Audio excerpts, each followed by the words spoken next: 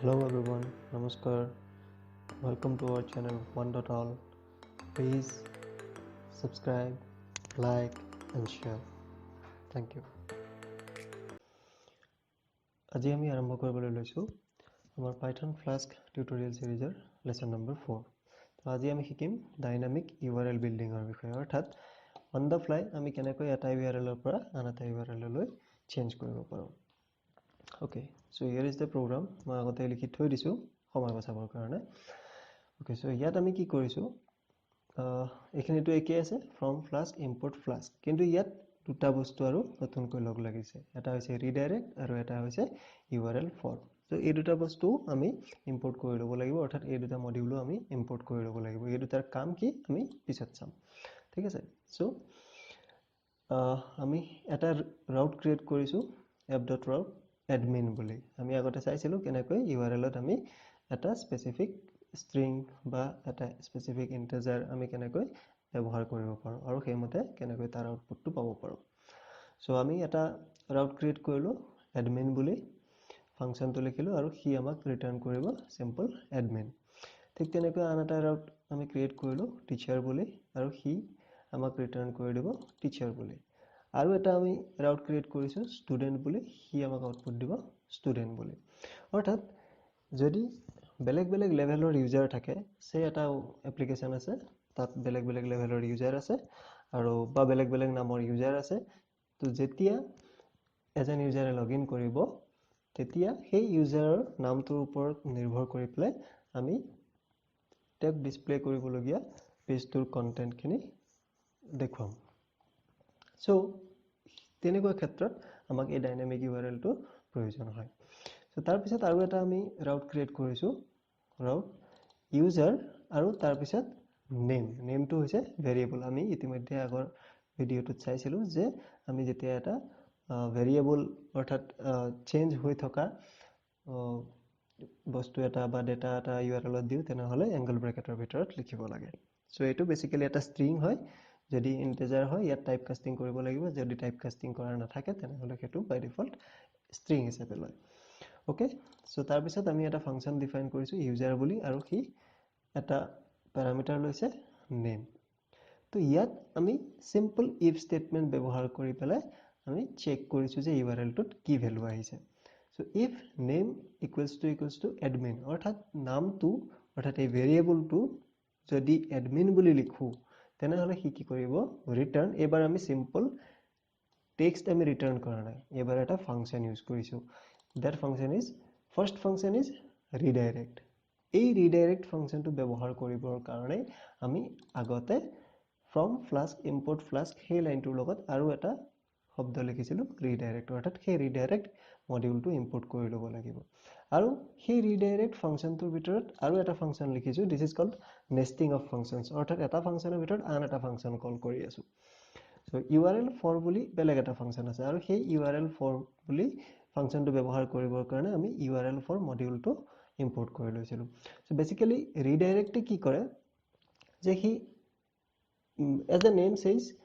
redirect কৰি দিয়ে তাৰ মানে এঠাইৰ পৰা URL টো আন এঠাইলৈ সলনি কৰি দিয়ে URL for টো কি কৰে কোনটো URL লৈ যাব হেতু ডিফাইন কৰি দিয়ে সো ইয়াত আমি কি কৰিছো ৰিডাইৰেক্ট কৰিছো অৰ্থাৎ গতিপথটো চেঞ্জ কৰি দিছো তাৰ মানে তাৰ URL টো চেঞ্জ কৰি দিছো কলৈ URL for admin অৰ্থাৎ এই admin বুলি যেটো ফাংচন আছে বা যেটো ৰাউট আছে সেই admin ৰাউটটো লৈ তাক আমি চেঞ্জ কৰি দিলো তাৰ মানে এই ৰাউটটো চেঞ্জ হৈ পেলাই এটো ৰাউট হৈ যাব তাৰ মানে আৰু হি তাৰ ভিতৰত যিখিনি কাম কৰিবলৈ দিয়া হৈছে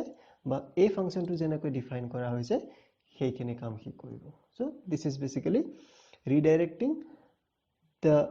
URL into anything else into an different URL এটা বেলেগ URL লৈ আমি চেঞ্জ কৰি দিলো on the fly মানে গৈ থাকোতে সেইটো কামটো কৰি থাকোতে তাৰ পিছত ঠিক তেনেকৈ যদি হে নামটো টিচাৰ হয় তাৰ মানে user/teacher বুলি যদি আহে তেনেহলে ৰিডাইৰেক্ট কৰিব কলৈ URL for teacher অৰ্থাৎ এইটো ৰুটলৈ ঠিক তেনেকৈ যদি হে নামটো ষ্টুডেন্ট হয় then it will redirect us to the app route called student so এইটো ৰাউটলৈ হি আমাক ৰিডাইৰেক্ট কৰি দিব so this is basically simple routing অৰ্থাৎ ইয়াৰ সহায়তে আমি ডাইনামিক্যালি চেঞ্জ কৰি আছো route to simple if statement ব্যৱহাৰ কৰি পেলাই okay so let's save it and run it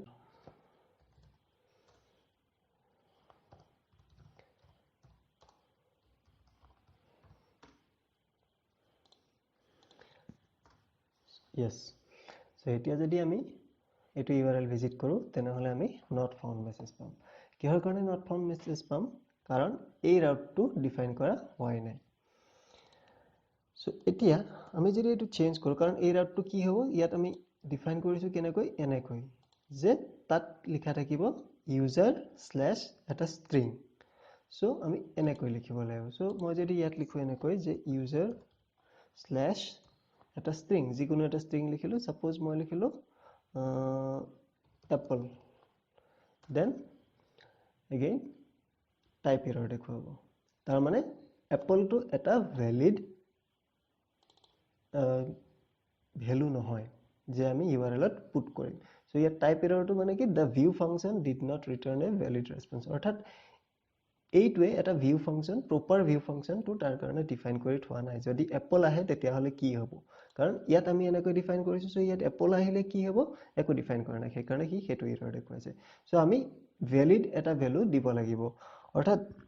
admin teacher বা student এই কিটাৰ ভিতৰত যিকোনো এটা দিব লাগিব সো মই যদি ইয়াত admin বুলি দিও then yes it will be redirected to a2 ইয়াত কিন্তু এতিয়া /user টো নাই হি ৰিডাইৰেক্ট কৰি দিছে আৰু আমাক লৈ গৈছে ডাইৰেক্টলি /admin মাজৰ ইউজাৰ শব্দটো ইয়াৰ পৰা উঠি গৈছে আৰু হি আমাক ডিসপ্লে কৰিছে admin বুলি as we have already defined that route as this one ঠিক তেনেকৈ আমি যদি ইয়াত টিচাৰ লিখো তেনেহলে হি আমাক এতিয়া মই ডাইৰেক্টলি যদি /teacher লিখো তেনেহলে হি আমাক যেটো আউটপুট দিব yes টিচাৰ্স বুলি আউটপুট দিছে এতিয়া যদি মই তাত user /teacher বুলি লিখো তেনেহলে হি মোক সেম আউটপুট দিব সো user /teacher লিখিলো তেনেহলে হি আমাক ডাইনামিক্যালি ৰিডাইৰেক্টেড কৰি দিছে কলৈ টিচাৰলৈ ঠিক তেনেকৈ এগেইন মই যদি ষ্টুডেন্ট বুলি লিখো তেনেহলে হি মোক ষ্টুডেন্টলৈ লৈ যাব আকৌ যদি মই user /student বুলি লিখো তেনেহলে হি মোক সেম আউটপুটে দিব এইটোই হল আমাৰ basic URL binding dynamically so আশা কৰো শিকিব পাৰিলে যদি ভিডিওটো চাই ভাল লাগিলে নিশ্চয় লাইক কৰিব আৰু সাবস্ক্ৰাইব কৰি বেল আইকনটো প্ৰেছ কৰিবলৈ নাপাহৰিব সো আজিৰ কাৰণে ইমানে ইয়াৰ পিছত আমি আৰু অলপমান গভীৰলৈ যাম আমি কেনেকৈ টেমপ্লেটিং কৰা হয় ইত্যাদি ইত্যাদি বিভিন্ন ধৰণৰ কথা চাম সো পিছত লগ পাম থ্যাংক ইউ